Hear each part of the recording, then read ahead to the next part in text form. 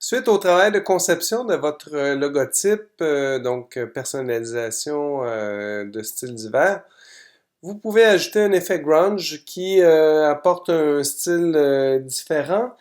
Il faut cependant s'assurer qu'on ne transforme pas trop les lettres, donc une question de lisibilité pour chacune des lettres.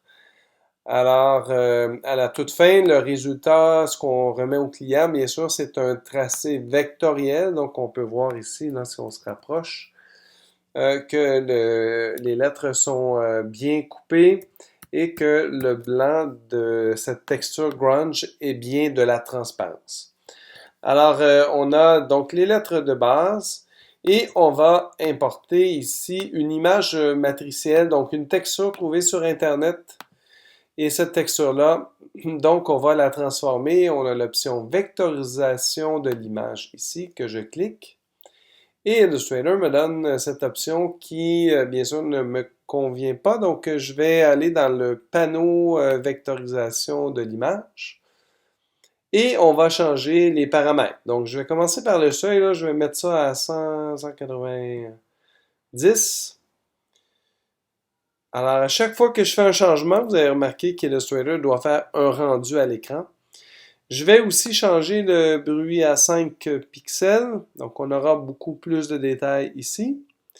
Alors, on peut bien sûr explorer là, tous les paramètres, toujours rester dans le mode noir et blanc. Donc, ça me convient pour l'exercice ici. Je vais cliquer l'option Ignorer le blanc. Ça, c'est essentiel pour pas que Illustrator génère des tracés blancs. Alors, je ferme. Donc, le blanc étant bien sûr ici de la transparence. Je vais ensuite dans Objet décomposé, Objet et Fond. Et donc, ça me donne ça. Pour avoir accès à tout l'ensemble, je vais dissocier et là, je vais à 2 reprises. Donc, c'est bon jusqu'à ce que le mot dissocier soit gris.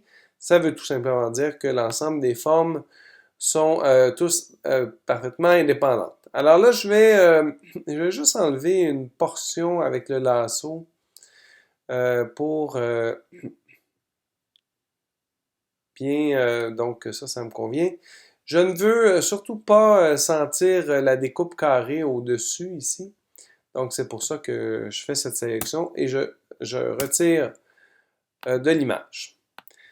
Je vais prendre une portion de ça que je vais copier à côté, donc sur un nouveau plan. Et je vais demander à Illustrator, je vais faire ou objet, tracé transparent créé. Donc, en faisant ça, ça dit avec cet effet, donc Illustrator considère l'ensemble de ces tracés vecteurs comme étant un seul objet. Alors, si je clique sur le fond et que j'y applique un dégradé, vous allez comprendre, le dégradé se dirige sur l'ensemble des fonds. Donc, je vais revenir en arrière. Alors, c'est un objet en soi. Et donc, je peux maintenant tout de suite venir apporter ça sur ma lettre H. Et donc, je pourrais décider de faire une rotation. Question de venir mettre les tâches aux endroits qui me convient. Donc, donc comme ça m'irait. Je vais peut-être apporter quelques correctifs après ici. Ou je pourrais même dire, OK, je vais aller venir avec le lasso. Je vais aller prendre ça ici. Donc, je sélectionne vraiment chaque forme entière, les petites formes entières.